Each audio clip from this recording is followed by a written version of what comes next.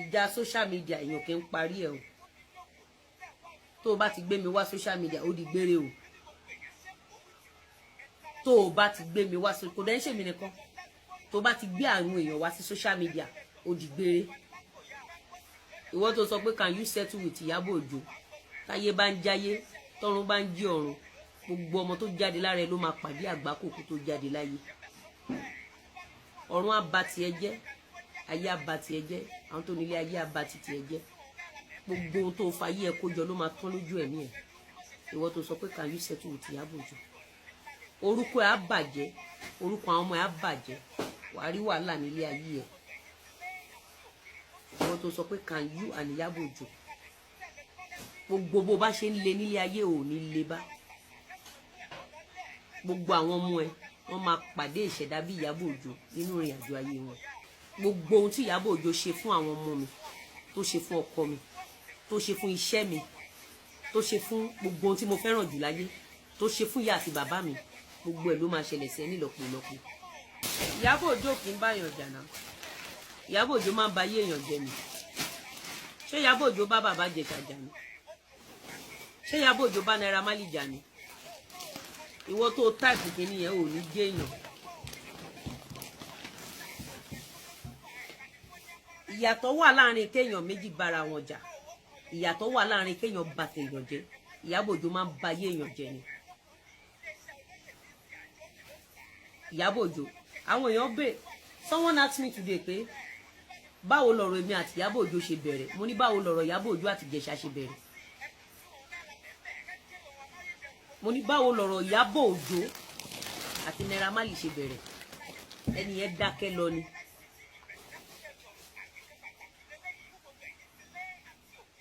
ẹni yẹn ó dákẹ́ lọ ni ẹni yẹn ò lè sọ nǹkan kan mọ́ do you know how many innocent people tí Ìyábọ̀ Òjó ti destroy kémi bá ẹni tó lọ wú òkú ọmọ lọ́mọ ẹni tó gbọ́mọ lọ́mọ travel ó dẹ̀ lọ wú òkú ọmọ yóò abandon ẹ̀ sí mọ́ṣúárì lẹ́yìn tó fi gbowó tán ẹni tó lọ ń dààmú bàbá ọmọ lọ́mọ tó gbé travel tí ò sọ fún bàbá ẹ̀ tí n bá ń ṣe show tí n bá rí tẹ́ dárúkọ Ìyábọ̀ Òjó mi máa gégùn fún yín ẹ jẹ́ ra máa ṣe fàájì ni mo bá délé nì ẹ bá mi wá súyà aláta irú tànà ẹ bá mi pè wọ́n tó ra máa fi jógẹ̀ èèyàn ń ba tèèyàn jẹ́ nìkan bá parí ìjà nítorí pé ẹ jẹ́ èèyàn láyé torí pé ẹ tí ì lákòjọ torí pé ẹ níláárí torí kò dá fún yín ọ̀pọ̀lọpọ̀ yín kẹ̀dẹ̀ ni wọ́n ṣẹ̀ gbé yín dé mọ́ṣúárì ni spirit yìí ló ń sá kiri lórí íńtánẹ́ẹ̀tì tó ń táyì Ìyábọ̀ Òjó tó ń ba tèèyàn jẹ́ tó ń gba ransom ṣé Ìyábọ̀ Òjó máa ń bá àwọn èèyàn jà ni she destroy people ó mọ mí ni pé èèyàn ń bá èèyàn jà ni èèyàn ń bá èèyàn jà ìtumọ̀ ẹni pé èmi àti ẹjọ́ jà a dẹ̀ decide àkíra wa mọ́ ìjà nìyẹn àbí èmi àti àjọ jà à ń kíra wa bọ̀ àṣe dáadáa mọ́ ẹ kó ra fata sírú àtàná yẹn náà kó wá bá mi ra júùsì lèsì èèyàn tó máa lúgọ tó máa lọ parọ́ fún àwọn èèyàn kó wá máa bà tèèyàn jẹ́ láì ṣe nǹkan kan láì ṣe láì rò á dẹ̀ mú ayé aláyá dẹ̀ bàjẹ́ ìyá kan ló bí Naira Marley bàbá kan ló bí Naira Marley ó ní iye orí tó ń jẹ lábẹ́ Naira Marley ẹ mọye ìṣẹ̀dá tí Ìyábọ̀ Òjó bá ti tiẹ̀ jẹ́ tó wà lọ́ndà Naira Marley bí Ìjẹ̀ṣà ṣe wọ́ọ̀sì tó àwọn kan wà tó jẹ́ pé tán bá rí Ìjẹ̀ṣà wọn ò lè jẹun ó mọ̀ pé Ìyábọ̀ Òjó dàbí ẹni tó pa ìyá ẹyẹ ni ó mọye ẹyẹ tó wà lórí ìtẹ́ tí wọn níyà àti fò tó ń retí ìyá wọn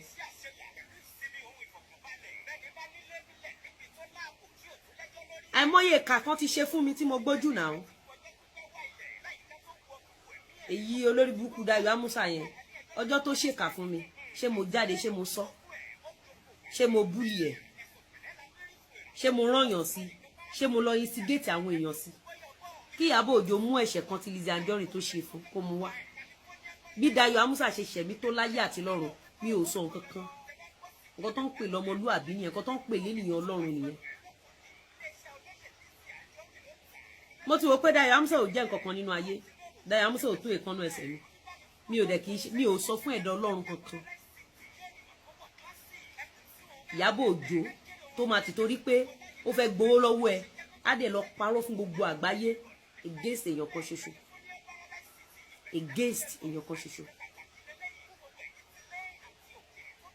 bàbá náírà àti ìyá náírà wọ́n máa wo ọmọ wọn pógo òdílé wọn rèé ẹni tó fa ògo òdílé onídìílé bọ́ lójú ẹ̀mí gbogbo yín torí pé ayé yín ti bàjẹ́ ẹ rówó ná ẹ níláárí ẹ lálùbáríkà ìjà tí mò ń bá Ìyábọ̀ Òjó jà kò kí ń ṣe ìjà tèmi nìkan ṣoṣo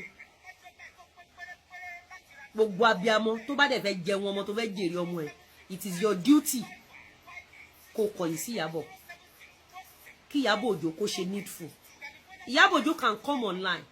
and tell Nigerians pé Naira Marley òun kọ́ ló pa Mohbad she can do it but she won't do it because ó ti wà nínú ẹ̀jẹ̀ pé kó pa àwọn èèyàn dànù ó bà yé wọn jẹ́.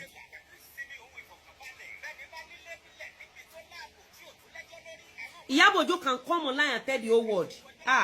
lórí ọ̀rọ̀ Fọlá Mr. Lawal ló lọ́mọ kankan according to document DNA àbí document birth certificate àwọn ọmọ yẹn ẹ má bully Lizzy o ẹ má bully Fọlá ẹ má bully Mr. Lawal ẹ má bully anybody Ìyábọ̀ Òjó can do it but she will never do it torí inú Ìyábọ̀ Òjó kì í dùn sí gbogbo àwọn colleagues ẹ̀ tó bá wà nílé ọkọ Ìyábọ̀ Òjó máa ń lé ọkọ àwọn colleagues ẹ̀ lọ àwa dúró tì wọ́n lọ́jọ́ nǹkan ẹ̀yẹ wọn bí ọkọ wọn. ẹ mà ti gbọ́ àwọn ọ̀rọ̀ yìí tí Lizzy Anjorin tí ó tún sọ nínú fídíò yìí ẹ̀yin èèyàn wa ẹ ti gbọ́ bí ó ṣe fún àwọn kọ̀ọ̀kan ní èpè àti àṣírí èyí tí ó tún nípa Dayo Amusa àti Ìyábọ̀ Òjó kí ni ẹ lérò lórí ọ̀rọ̀ tí Lizzy Anjorin tí ó sì sọ tán nínú fídíò yìí ẹ̀yin èèyàn wa.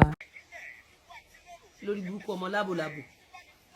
Mr. Esabod máa gbáradì níṣẹ́.